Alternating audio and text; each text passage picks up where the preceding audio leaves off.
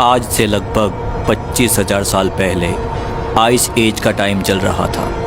25 से 30 लोगों का एक ग्रुप ईस्टर्न साइबेरिया में इस कातिल ठंडी में रह रहा था। ये लोग अपना कैंप बना रहे थे। वूली मैमथ जिसकी हड्डियों से ये फ्रेम खड़ा करते थे और उसके ऊपर जानवरों की खाल डालकर छत बनाते थे। शाम होने आई थी, कैंप बन चुका था। दिन का टेम्परेचर -30 डिग्री सेल्सियस तक था, पर रात और भी कातिल होती थी क्योंकि रात का टेम्परेचर -50 डिग्री सेल्सियस तक गिर जाता था। ग्रुप इस झोपड़े में बैठकर आग जला रहा था। आग को जलाने के बाद पूरी रात बुझने नहीं देना था क्योंकि आग बुझी मतलब जान गई। ग्रुप अपने साथ जो बचा हुआ मीट लेकर आया था उसे पकाकर खा रहा था। इनकी पूरी ज़िंदगी शिकार पर चलती थी। सब अपने अपने झोपड़े में सो गए। सुबह की ठंडी हवा जब झोपड़े के अंदर घुसी तो सिर्फ बर्फ़ की स्मेल नहीं आई बल्कि एक अजीब सा एहसास भी साथ में ले आई, जैसे ये जगह कह रही हो कि यहाँ ज़्यादा देर तक टिकना अब मुमकिन नहीं है। आग के पास बैठे बुज़ुर्ग लोग सबसे पहले उठ गए थे। उनकी हड्डियाँ रात भर की ठंड से और ज़्यादा सख्त हो चुकी थी। उंगलियाँ काँप रही थी। वहीं जवान लोग अभी भी उठने की कोशिश कर रहे थे। आंखों में नींद कम और टेंशन ज़्यादा थी क्योंकि वो जानते थे कि आज सिर्फ एक और दिन नहीं बल्कि शायद एक और डिसीजन का दिन है। उस वक्त दुनिया एक गहरी आइस एज के अंदर थी जहां बर्फ़ सिर्फ पहाड़ों पर नहीं बल्कि पूरे कॉन्टिनेंट पर फैली हुई थी। समुद्र का लेवल आज से लगभग 100 मीटर नीचे था और आज जहां पानी है वहां उस वक्त खुली ज़मीन थी जिसे हम आज बेरिंग लैंड ब्रिज के नाम से जानते हैं। एशिया का ईस्टर्न साइबेरिया और नॉर्थ अमेरिका का अलास्का, इनके बीच जो बेइंग सी है वो पूरी जगह तब सूखी ज़मीन थी। मतलब रशिया और अमेरिका सीधे ज़मीन से जुड़े हुए थे।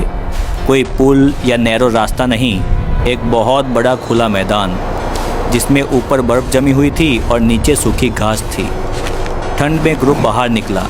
चारों ओर बर्फ़ थी पर रेंडियर के पैरों के निशान भी थे जो ईस्ट की तरफ जा रहे थे। ये जानवर सिर्फ शिकार नहीं बल्कि रास्ता भी दिखा रहे थे क्योंकि धीरे धीरे क्लाइमेट बदल रहा था।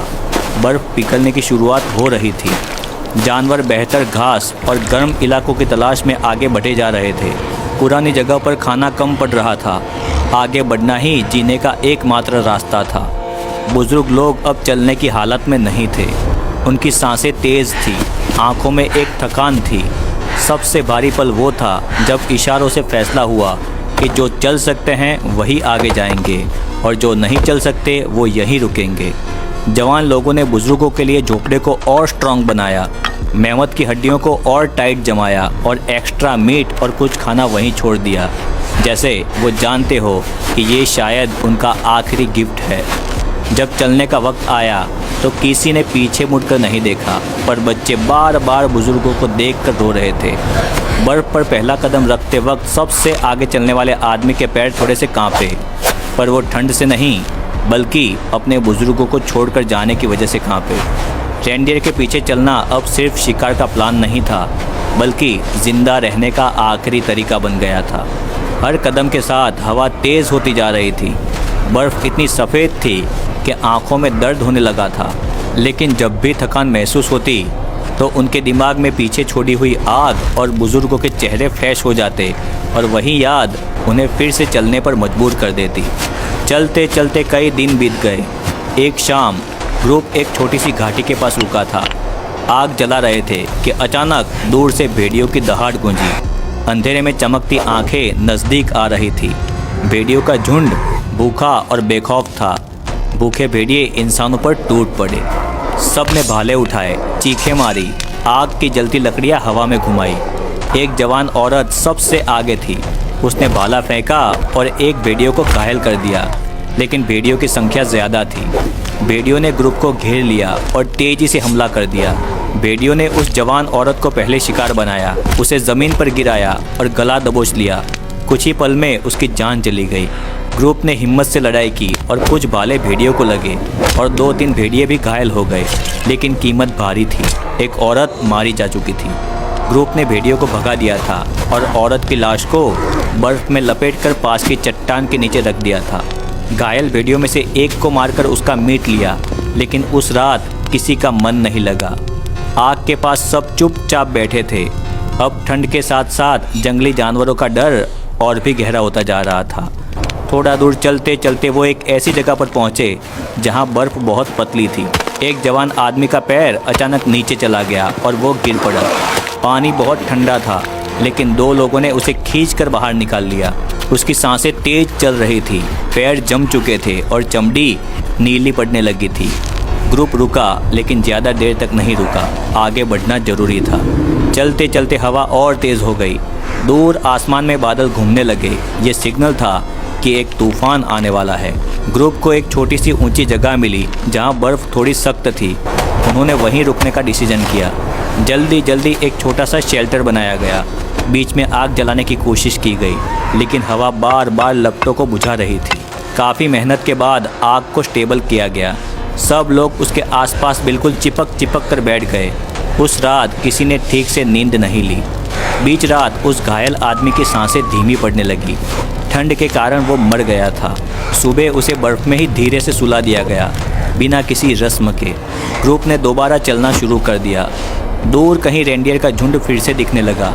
ग्रुप चुपके से उसके पास गया और धीरे धीरे आगे बढ़कर एक रेंडियर का शिकार कर लिया। खाना मिला।